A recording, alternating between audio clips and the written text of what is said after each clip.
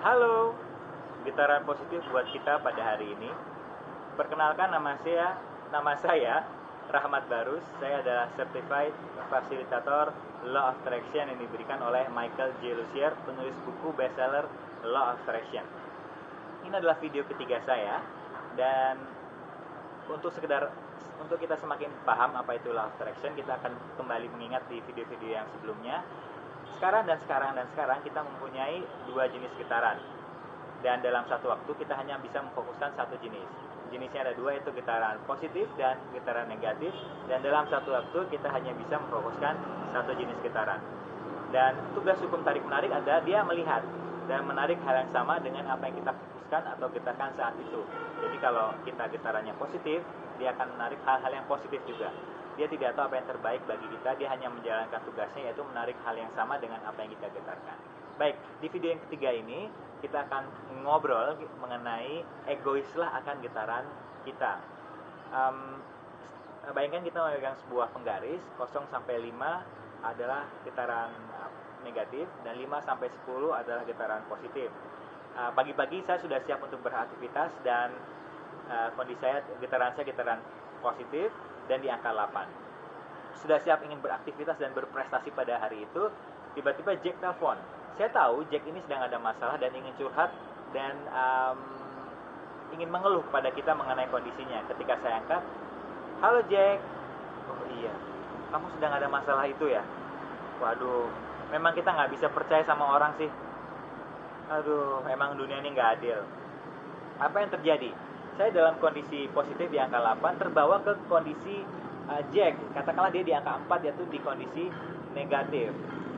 Niat kita baik, namun kalau kita hati-hati, kita akan terbawa ke kondisi negatif, dan tugas dari hukum tarik menarik akan menarik hal yang sama dengan apa yang kita getarkan, yaitu hal-hal yang negatif juga.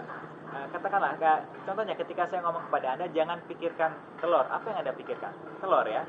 Nah, ketika Jack menceritakan mengenai permasalahan yang dialami, mengeluh ketika dia ditipu orang, setelah percakapan itu selesai, saya mau membuat film mengenai kejadian Jack. Saya membayangkan Jack ditipu orang, saya juga ikut sebel dengan orang ini. Akhirnya mood saya turun, dan hukum tarik menarik akan menarik hal yang sama dengan apa yang saya getarkan, yaitu getaran negatif.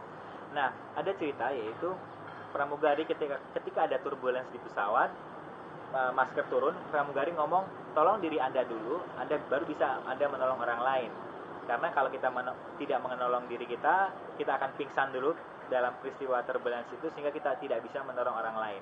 Nah, sama dengan cerita ini, sebaiknya kita menolong diri kita dulu, yaitu kita tanya kepada Jack. Kita dengerinlah curhatnya sekitar 10-30 detik, dan kita tanyakan kepada Jack, "Jadi apa sih yang kamu mau?" Dengan begitu, di video yang sebelumnya, ketika kita tahu apa yang kita mau, getaran kita positif, dan hukum tarik menarik akan menarik hal yang sama, sehingga ketika Jack di angka 4, ketika kita tanya kepada Jack, "Jadi apa sih yang kamu mau Jack?"